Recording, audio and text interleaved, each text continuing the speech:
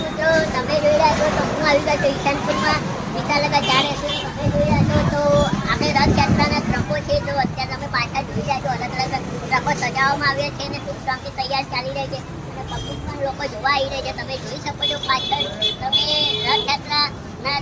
આવા ટ્રકો સજાઈને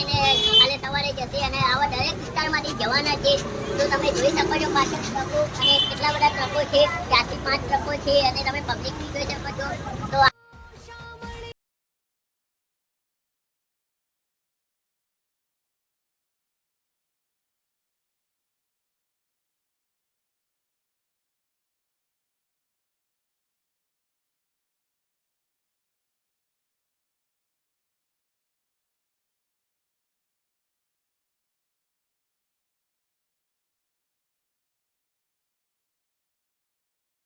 લઈએ